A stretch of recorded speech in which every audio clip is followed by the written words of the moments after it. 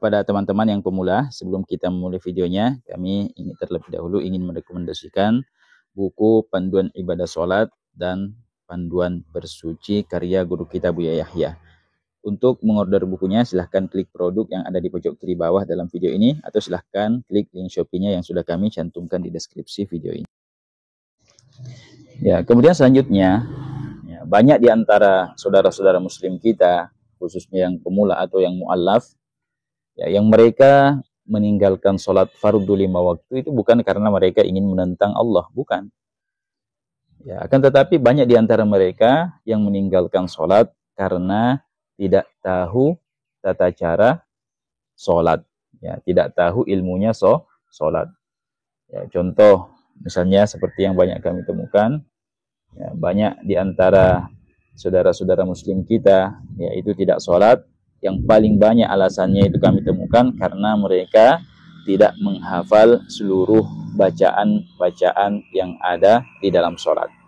Ya, maka dalam hal ini kita sebagai mubalik, ya, kita perlu menghadirkan ilmu sholat yang mudah, ya, ilmu sholat yang praktis, yang mudah dipahami, ya, khususnya oleh teman-teman kita yang pemula atau yang mu'allaf. Nah, pada video kali ini, ya, kami ingin menyampaikan bahwa ketika kita sholat, ini khususnya yang pemula ya, yang kemarin banyak berkomentar bahwa mereka itu belum sholat fardu 5 waktu karena dengan alasan mereka belum menghafal seluruh bacaan-bacaan yang ada di dalam sholat. Maka pada kesempatan ini kami ingin menyampaikan bahwa bacaan yang wajib untuk kita baca atau yang harus kita baca di dalam sholat agar sholat kita dianggap sah itu hanya ada 5. Nah, jadi tidak semua bacaan-bacaan yang ada di dalam sholat yang kita ucapkan itu semuanya bersifat rukun sholat, tidak. Ya, akan tetapi ada yang bersifat sunnah-sunnahnya sholat, ada ucapan atau bacaan yang bersifat rukun-rukun sholat. Ya, nah, yang wajib untuk kita baca ini adalah ya, rukun-rukun sholat yang berupa ucapan ini. Ya, dan ternyata tidak semuanya itu merupakan rukun, akan tetapi hanya ada 5. Ya, tolong diperhatikan. Yang pertama yang harus kita ucapkan di dalam sholat agar sholat kita dianggap sah, yang pertama adalah mengucapkan takbiratul ihram. Nah, apa itu takbiratul ihram? Ya, jadi takbiratul ihram itu mudahnya adalah takbir pembuka atau takbir yang pertama yang kita ucapkan saat memulai sholat. Itu namanya takbiratul ihram. Itu wajib diucapkan. Ya, ukuran minimalnya adalah kita memperdengarkannya kepada telinga kita sendiri. Ya, tidak cukup dalam hati, akan tetapi harus diucapkan dengan ukuran minimal kita memperdengarkan ucapan takbiratul ihram kita tersebut kepada telinga kita sendiri. Ya, adapun takbir selain daripada takbir ini, ya, seperti takbir ketika hendak ruku, ketika hendak sujud, ketika bangun dari sujud, itu yang namanya takbir intikal, itu statusnya hanyalah merupakan sunnah-sunnahnya sholat. Apabila ditinggalkan, tidak sampai menyebabkan sholat kita tidak sah. Ya, hanya saja kita tidak mendapatkan pahala kesunahan. Ya, tapi tidak sampai menyebabkan sholat kita tidak sah. Ya, berbeda halnya jika yang kita tinggalkan, yang kita tidak ucapkan adalah takbiratul ihram ini. Ya, maka apabila tidak diucapkan tanpa ada udzur, maka sholatnya dianggap tidak sah. Ya, ini yang pertama ya, mohon dicatat. Kemudian yang kedua, yang wajib untuk diucapkan saat kita sholat adalah bacaan surah Al-Fatihah. Ya, bacaan surah Al-Fatihah.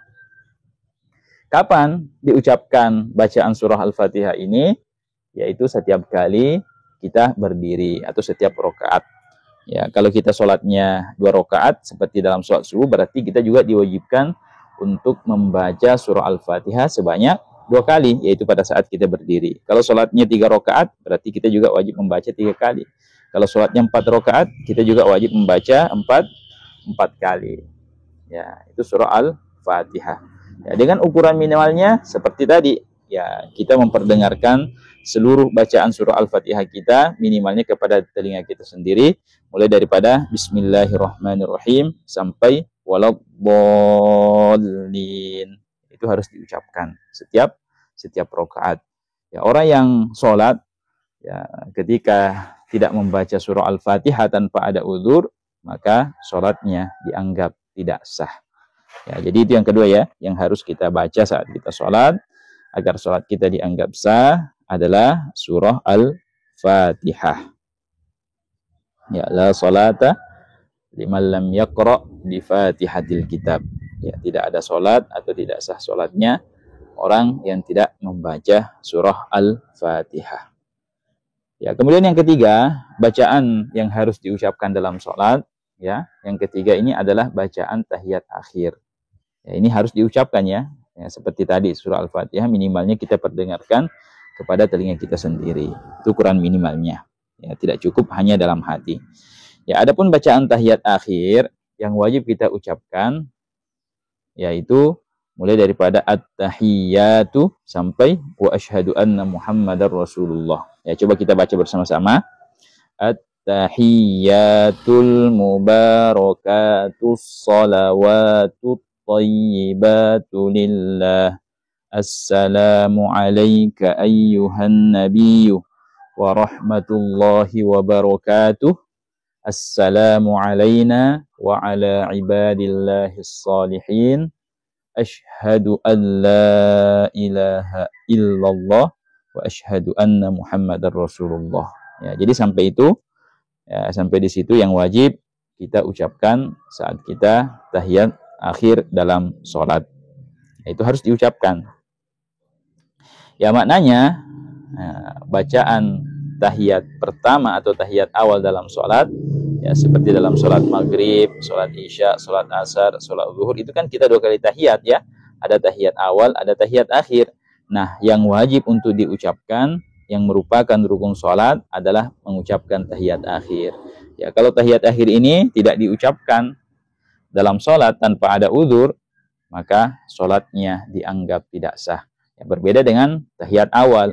Kalau ada orang yang sholat, lalu kemudian dia tidak mengucapkan tahiyat awal, maka tidak sampai menyebabkan sholatnya tidak sah. Ya, dia hanya tidak mendapatkan pahala kesunahan membaca tahiyat awal. Berbeda halnya dengan tahiyat akhir. Kalau tahiyat akhir tidak diucapkan tanpa ada uzur, maka sholatnya dianggap tidak sah. Ya, itu bacaannya ketiga yang harus diucapkan. Selanjutnya, yang wajib diucapkan ketika kita sholat adalah mengucapkan sholawat atas Nabi.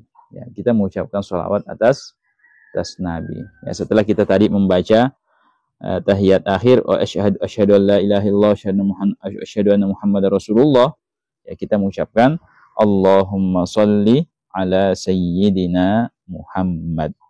Allahumma sholli ala sayyidina Muhammad. Ya, itu atau paling minimalnya Allahumma sholli ala Muhammad ya.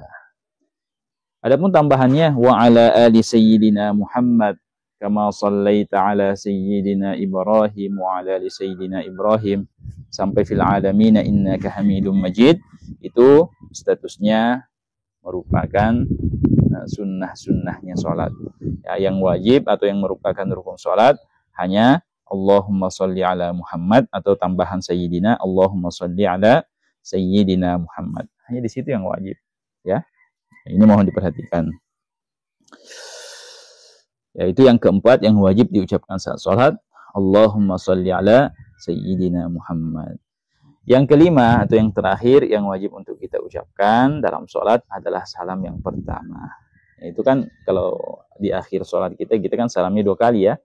Salam pertama yang kita disunnahkan menoleh ke kiri ke kanan, dan yang kedua salam yang kedua yang kita disunnahkan menoleh ke kiri. Nah, mengucapkan salam yang pertama itu yang merupakan rukun sholat, ya. Sedangkan mengucapkan salam yang kedua itu hanyalah merupakan sunnahnya sholat.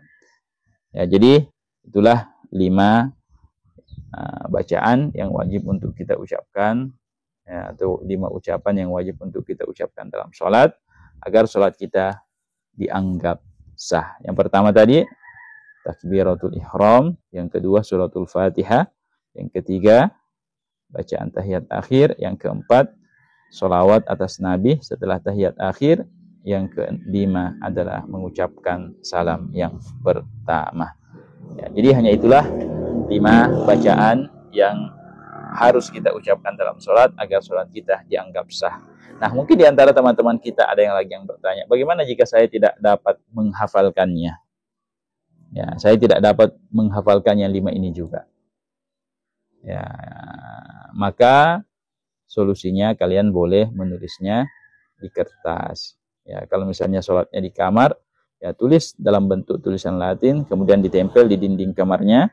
Ya, nanti kan kalau sholatnya menghadap ke situ, ya, nanti saat sholat, saat giliran membaca misalnya tahiyat akhir atau surah Al-Fatihah, nanti melihat tulisan yang ditempel di dinding kamar kita. Ya, atau boleh kita print dalam bentuk ukuran saku. Nanti saat sholat, ya ketika kita hendak bepergian misalnya sholat berjamaah di masjid, ya nanti pada saat baca tahiyat akhir atau baca surah Al-Fatihah, ya itu kertas yang seukuran saku itu kita keluarkan, lalu kemudian kita baca. Ya, tapi dengan catatan tidak boleh banyak bergerak. Nah, jadi demikianlah yang dapat kami sampaikan. Semoga bermanfaat, dan kepada saudara atau saudari-saudari yang bertanya kemarin, ya, menyimak video ini. Lebih dan kurangnya kami mohon maaf. Assalamualaikum warahmatullahi wabarakatuh.